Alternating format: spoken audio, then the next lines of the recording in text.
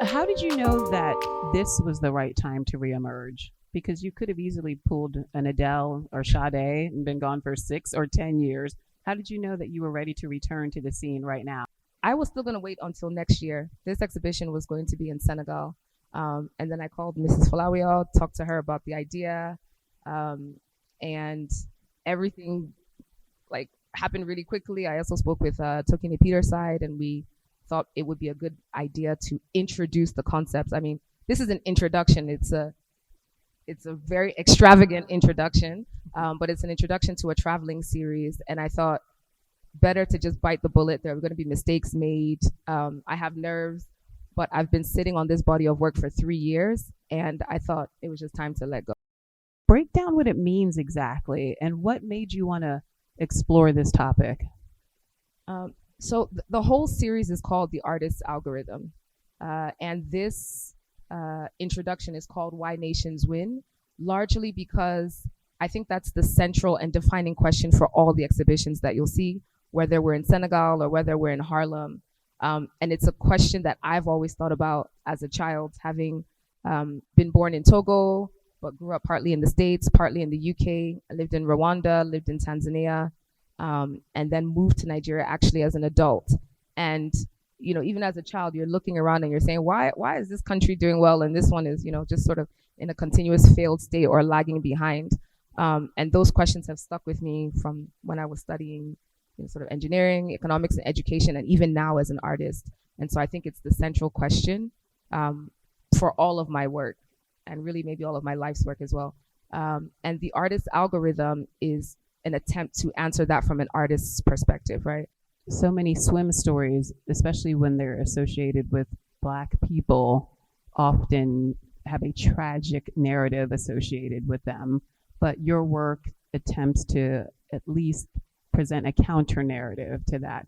Can you delve into that more and how swimming, Black people, and tragedy don't go hand in hand Yeah. always? No, I think it's important. I want it to be more uplifting. I want to show examples of representation and amplify stories where the stories haven't been tragic, right? I worked with a group of synchronized swimmers in Harlem, all Black, geriatric swim team. So the youngest member was 65 and the oldest member is now 99, God willing, 100 in February. And she's featured in the work she's in featured this in the work room. up there, yeah.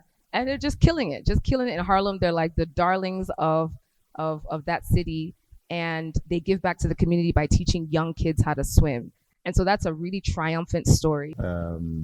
Even like the choice of space in terms of the architecture, shapes and forms. I've always been very much interested in your technique as an artist in terms of what you go through, like take the materials through in order to produce the image. Yeah, so I'm just basically thinking about your practice in a long term in terms of maybe site specificity and also the social conditions which are represented within your work. And thinking through why nations win and having all of these sort of game theory analogies. And this space, Alara, designed by architect David Adjei, is a very playful uh, space. And I love the fact that there's so many stairs. It reminds me of the idea of like a progression or ascension or process or levels, right? Like the 3 year journey, it's like, okay, you started from somewhere and then you get to a place and you're ascending. You go back, you revisit, you come back up, but always with this infinite mindset of playing the game. Your approach when you create your works. So you studied education, and I think of art in some ways as similar to music, where you can either be just telling a story of what it is, or you can be trying to educate people on something, or maybe what could be. So how do you think about the balance between teaching or educating versus just storytelling and narrating your works? I think the balance is definitely tipped in the education, sort of teaching didactic modes of like activating my artwork. I don't think I want to tell a story just to tell a story. I think particularly in speaking to younger people, or just my fundamental belief in the power of education. I push it. I go there. Sometimes it seems like a lot. It seems like, why can't it just be art for art's sake? But my real mission with my art is to teach and to learn and to have people ask more questions. This question of why is one that, particularly in Nigerian education systems, I've seen, you're not encouraged to ask the question why. If you ask why, someone will say, well, just because because I said so, right? And so this question of why, and continuing to ask why until you can synthesize that process down to something that makes sense, right?